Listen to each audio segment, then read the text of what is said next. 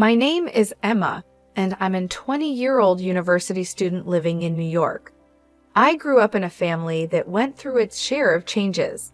My parents got divorced when I was 14, and I've lived with my mom ever since. Things got even tougher last year when my dad, who I was very close to, passed away from cancer. He left me a significant amount of money in his will, but I could only access it when I turned 20. This year, I reached that milestone, and not long after, something pretty unbelievable happened. One afternoon, my stepdad, Justin, who is in his mid-30s and has been married to my mom for the last 6 years, asked to talk to me. Our relationship has always been a bit strained. I try to keep things peaceful, but he's not always been the kindest to me. He started the conversation with a heavy topic. He suggested that I give the money my dad left me to my stepbrother, Michael, to help with his college expenses. According to Justin, Michael needed the money more for his education, and it seemed only fair to him that I help out. I was taken aback by his request. The idea of giving away the money my dad left for me felt wrong. I tried to explain to Justin that this inheritance was something my dad intended for me, and it felt important to keep it for my future. But Justin didn't see my point of view. He insisted that I didn't need the money and that Michael's needs were greater. Despite his pressure, I stood my ground. I calmly explained to Justin that saying no wasn't about disrespect. It was about honoring my dad's wishes and maintaining personal boundaries. Justin got quite upset at my refusal and tried to intimidate me, but I remained firm in my decision. It was a challenging conversation, but it was important for me to speak up for what I felt was right. I stood firm, making it clear that if Justin was upset by my refusal, he might want to reconsider his approach. Justin, remember, you're part of his household too, so let's try to keep things respectful, I suggested. But it seemed like a peaceful resolution wasn't in the cards. I ended the conversation there, leaving before he had the chance to respond. Justin's reaction wasn't a shock to me. Given his past behavior, I had a hunch he might try to claim the inheritance money for himself at some point. You might wonder about my mom's role in all of this. Well, that's a complex issue. My mom, for reasons I can't fully understand, always seems to overlook Justin's negative traits. She's deeply in love with him, almost to the point of blindness, and I didn't want to shatter her perception by constantly clashing with Justin. So I've tried to maintain peace for her sake. It's odd, considering I'm one of the youngest in the house, yet often I find myself having to be the most responsible. At the time of this ordeal, my mom, Mary, was out of town, which is why she wasn't around to intervene. Had she been there, she would have been livid. Justin knew he had a window of opportunity with her away, underestimating my resolve in the process. As I walked away from our heated discussion, Justin followed, berating me and labeling me a terrible sister for not wanting to hand over the inheritance to Michael. But it wasn't about not wanting to help, it was about the principle of the matter. Justin and Michael, unfortunately, seemed to follow the like father, like son trope, acting more like schemers from a cartoon than family members. Their antics could remind someone of the characters Pinky and the Brain, with their roles in this scenario up for debate. As I tried to leave the argument behind, Justin wasn't done. He insisted I listen and comply with his demands, bringing Michael into the conversation to reinforce his point. Michael sleepily joined in, confused about the details until Justin prompted him about the important reason behind their demand for the money, a supposed business venture that suddenly became about Michael's university tuition. Their story was inconsistent, with Justin scrambling to justify their claim to my inheritance, first mentioning a business, then switching to tuition. It was clear their motives were murky at best, relying on manipulation rather than any real need or right to the money my dad left me. I just woke up, so I'm a bit foggy, Michael mumbled, trying to piece together his story. Right, the university. I've been thinking about going, and I need the money for that. So yeah, I need it. His attempt to claim the inheritance for his education was unconvincing at best. I couldn't help but respond with a firm no, prompting a flurry of protests from both him and Justin. "Why not, Emma? He's clear about what he wants," Justin pressed, insisting the matter was non-negotiable and that they were entitled to the money. "We'll just have to see about that," I replied, the air growing thick with tension. Justin's antics were usually limited to harmless pranks, but this new scheme to manipulate me out of my inheritance marked a departure into outright selfishness and immaturity. I decided to hold off on telling my mom for the time being, preferring to handle the situation on my own, especially after uncovering more about their dubious intentions. "Emma, stop being childish. It's time to act like an adult and do what's right," Justin lectured, suggesting that the adult thing to do was to hand over my inheritance. His logic was baffling. "And what, Justin? The right thing is to give away my inheritance on your say-so?" I countered. His plea to keep this from my mom raised my suspicions further. Why shouldn't I tell her? She has every right to know what's happening in her own house. Justin's desperation not to involve my mom, paired with his uncharacteristically stern tone, only fueled my resolve. Something was definitely amiss, particularly with the so-called business venture Michael had mentioned earlier. It was clear they underestimated my awareness of their tactics, and Justin's vehement opposition to me sharing anything with my mom was a red flag. I reached out to my mom at the first opportunity. "Hey Mom, how's everything with you?" I began, trying to gauge her mood. "I'm all right, dear. What about you?" she responded. I hesitated, knowing what I was about to divulge could cause a stir. "Not great, Mom. Something's up with Justin and Michael Justin in particular. He's been acting really strange." My mom's response was to caution me against overthinking things. "Oh, Emma, don't let your imagination get the better of you." But it was too late for reassurances. The pieces were too aligned, pointing to something more than just a misunderstanding or paranoia on my part. Understanding my mom's reluctance to believe the unsettling truth about Justin, I pressed on, determined to shed light on the situation. "Mom, I get that you have feelings for him, but Justin crossed a line. He didn't just ask for the inheritance money, he demanded it for Michael, claiming it was for education purposes. There's something off about this whole thing, and he even became aggressive when I mentioned bringing it up to you," I explained, my resolve hardening despite her skepticism. My mom hesitated, torn by her emotions and the troubling accusations against the man she cared for. "I'm struggling to grasp this, Emma. I feel like we need more evidence to make sense of it all." "Don't worry, Mom. I'll find the proof we need," I assured her, even though she wasn't entirely convinced. The idea that Justin had somehow bewitched her with his manipulations nagged at me, but I knew I needed solid evidence to reveal the true nature of his intentions. Later that night, I found myself scouring the family computer for any clues that could unravel the mystery of Justin's behavior. Fortune seemed to be on my side when I discovered that Justin had carelessly left his email account open. What I found was a revelation.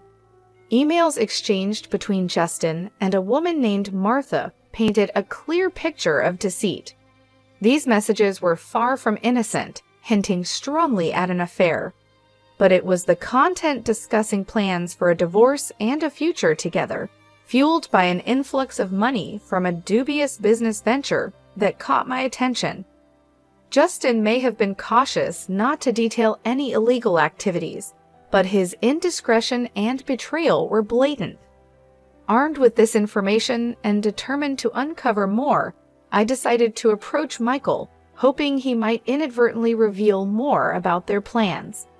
I initiated a casual conversation with him, subtly turning on my phone's recorder to capture our exchange. "Hey, Michael," I greeted him, feigning cheerfulness.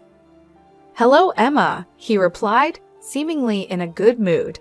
"You seem happy today." "Why not? It's a beautiful day," I said, steering the conversation in hopes of discovering more about Justin's schemes and their impact on my family. I approached Michael with a sense of curiosity, pretending to consider their request for the inheritance money. I've been thinking a lot about what you and Justin mentioned. I'm actually considering giving you the money for your college, I told him, watching his reaction closely. Really? That's amazing. I'll let him know right away, Michael said, his excitement palpable. Hold on, not so quickly. Before anything happens, I need to confirm something. This money is specifically for your college tuition, correct? I pressed on, trying to gauge his sincerity. Yes, of course, for my college tuition. Michael stuttered a bit, perhaps caught off guard by my questioning. And you're sure about this? What about Martha? Is she serious about it too? I prodded, dropping the name I had discovered in Justin's emails. Martha? Who's Martha?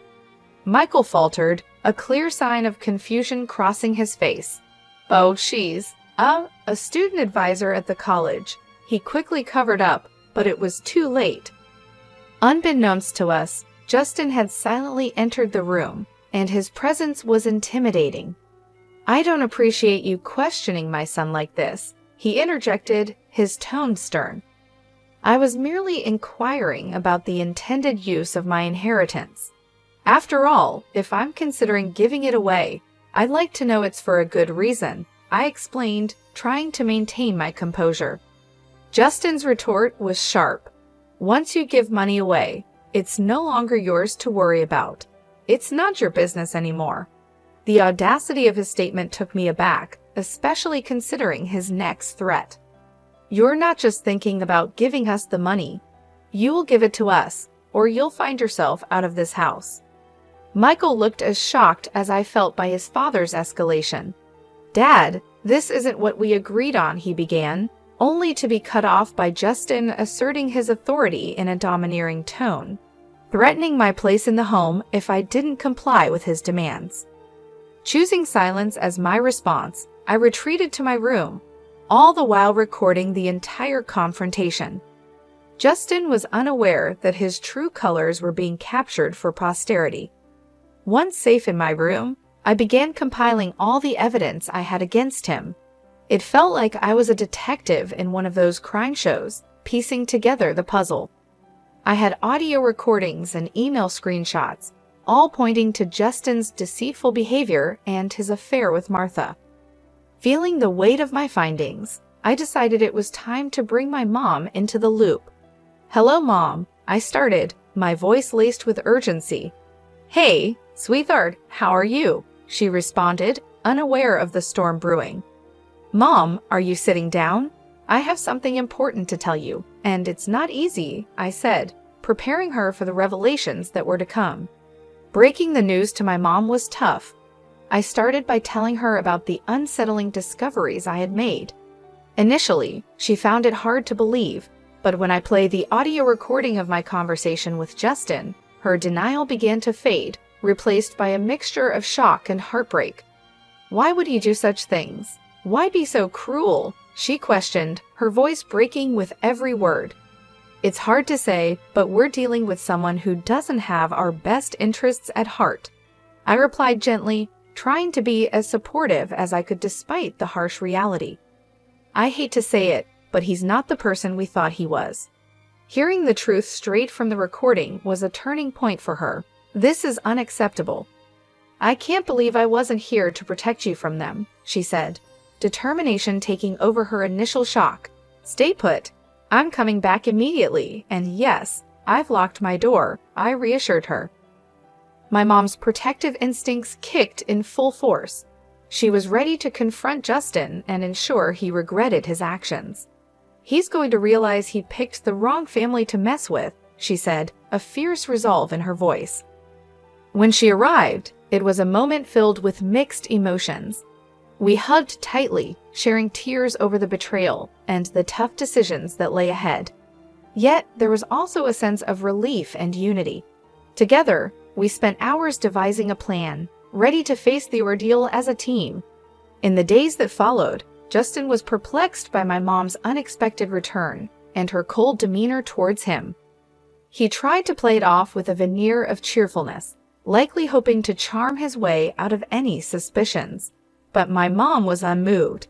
She saw right through his act and was gearing up to take decisive action. Concerned about the true nature of Justin's business and the potential misuse of the inheritance, my mom decided it was time to bring in professional help. She hired a private investigator to dig deeper into Justin's activities and the mysterious emails. The thought of him planning to misuse the money for unethical purposes infuriated her further, and she was adamant about protecting us from his deceit. The private investigator's findings confirmed our worst fears and shed new light on Justin's scheming. My mom briefed me on the details, and together, we prepared for the next steps. It was clear that this was more than just a family dispute. It was about standing up against manipulation and ensuring justice was served. In that moment, the atmosphere in the room was charged with tension, a palpable mix of disbelief and resolve hanging between us. Justin's usual confidence seemed to falter under the weight of our accusations, his eyes darting from the camera to my mom, then to me, as if searching for some escape or loophole in our confrontation. "You can't possibly understand what you're talking about. This is ridiculous," Justin tried to deflect, but his voice lacked its usual assertiveness. It was clear the tables had turned, and the power he once wielded so effortlessly was slipping through his fingers. Michael, caught in the middle of this familial storm, looked from his father to us, his expression a mix of confusion and realization. Perhaps for the first time, he began to see the man he called father for who he truly was, a revelation that seemed to shake him to his core. My mom, with a steely gaze fixed on Justin, stepped forward. "Not only do we understand, but we have proof. Emails, recordings. You've been planning to launder money through a laundromat, all the while involving yourself with a known criminal. Martha's record speaks volumes, and your plans for this business are clear as day." Justin's attempts to maintain any semblance of innocence were crumbling fast. "You have no idea what you're getting into. This is my business, my life. You can't just barge in and—" "But we can, and we are," I interjected, bolstering my mom's stance. "This isn't just about your business, Justin. This is about our lives, our safety. You've brought danger and illegality into our home, and we won't stand by and watch you destroy everything for your selfish gains." The evidence was indisputable. The audio recordings of Justin's and Michael's conversations, the emails outlining their plans, and now their caught-in-the-act admissions made it impossible for Justin to deny any longer. The camera in my hands, still rolling, captured every word, every denial, and every excuse, ensuring there was no way out for him. "You think you're clever, recording this, gathering evidence?" Justin sneered, his composure cracking further. "You may think you've won, but—" "We don't think we've won, Justin. We know we have." My mom cut him off, her voice firm and unwavering. "What you've done is not only morally reprehensible, but illegal. You've endangered this family, exploited my trust, and now you're going to face the consequences of your actions." As the confrontation reached its climax, Michael finally spoke up, his voice barely above a whisper. "Dad, how could you?" It was a question loaded with betrayal and disillusionment, aimed at the man he had looked up to. The room fell silent for a moment, the gravity of the situation settling in. Justin, now devoid of his usual bravado, seemed to shrink before us. It was clear the game was over. My mom's next steps were clear legal action, separation, and ensuring the safety and security of our family. As we left Justin to contemplate the ruin of his own making, my mom and I knew the road ahead would be difficult. But with the truth on our side and the evidence in hand, we were ready to face whatever came next, together. The veil had indeed been lifted, and in its place, a newfound strength and unity emerged between us, ready to rebuild and move forward from the shadows of deceit. "I'm clueless about what you're hinting at. Why don't we call Martha? Maybe she can shed some light on this, huh?" Justin tried to deflect, with a tone that barely masked his panic. "You two think you've got it all figured out. Martha is just a friend," he added, but the confidence he attempted to project was waning rapidly. "The compromising pictures we found tell a different story," I countered, my voice steady despite the tumult of emotions inside me. "And seriously, who uses email for affairs these days? It's absurdly reckless." Justin, now visibly flustered, shot back, "You went through my personal stuff. That's outrageous." "No, Justin. What's outrageous is you," my mom interjected, her voice rising in indignation. "How dare you repeatedly threaten my daughter over money that rightfully belongs to her? How dare you use threats to attempt to evict her from her own home? Your actions are indefensible. How dare you involve your son in your reckless plans, putting him at risk? And your audacity to plan using that money for illegal ventures is beyond forgiveness. Now, when it's time to account for your actions, you suddenly fall silent?" She continued, her words cutting through the air like a blade. Justin, cornered and desperate, spat out, "Get that camera out of my face," as he lunged towards me in a blind rage. I dodged his attempt swiftly, his aggressive move only adding to the gravity of his unraveling. "You're thinking of attacking my daughter now? Do you have any idea how much trouble you're in?" my mom exclaimed, her tone a mix of disbelief and anger. Justin, defiant to the end, sneered, "You think you understand the situation? You know nothing." "Well, let's see if the police agree with you.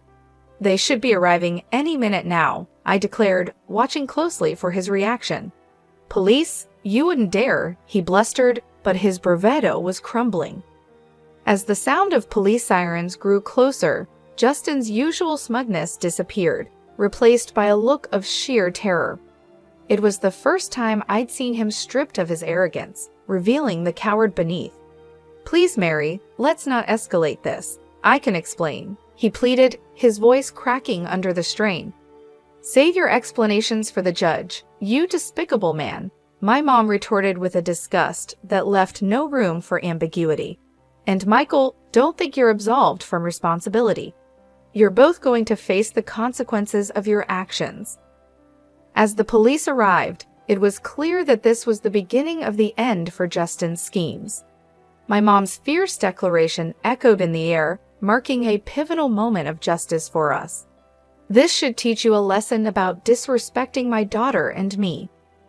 You're not too young to understand the difference between right and wrong, and it's time for you to face the consequences," my mom asserted, her tone firm but fair. "Yes, Mom, I understand," I replied, knowing that I had crossed a line and needed to accept the repercussions of my actions. "Come on, Grace, don't you think this is all a bit too extreme?" Justin tried to argue, seeking some leniency. "Quite the opposite. This is barely scratching the surface of what's deserved," my mom countered, her resolve unwavering. "Emma, how's our live stream doing?" my mom inquired, a modern twist to ensuring that justice was seen to be done. "We've got over 5,000 viewers tuning in. This is making waves," I informed her, amazed at the digital audience we had attracted. And just to make things perfectly clear, my mom turned towards Justin, her voice steady and clear, "I want a divorce." "Yes, you heard it right, folks," she announced, making sure the live stream caught every word. The fallout from the live stream was monumental. The drama unfolded in real time for over 5,000 witnesses, and the story quickly spread to local newspapers and tabloids. Being at the center of this whirlwind was surreal, witnessing the swift downfall of Justin, my soon-to-be ex-stepfather, and the complicit Michael. The satisfaction of seeing justice served was palpable. Justin's world unraveled as he lost his job, friends, and even the support of some family members who chose to distance themselves. Facing serious charges, Justin's future hung in the balance, with the potential of spending up to 22 years behind bars if the court found him guilty. Meanwhile, Martha, his partner in crime, was also discovered by the police after attempting to lay low during the scandal. She too faced similar charges, her future uncertain. Through the turmoil, my mom and I found strength in each other. Our bond deepened as we navigated through the chaos, coming out stronger on the other side. Weekends were now our time to unwind on the patio, drinks in hand, reflecting on the absurdity and malevolence of Justin's actions. It was a period of healing and reaffirmation for us both. Good riddance, we toast, a shared sentiment of relief and closure. Good riddance, indeed.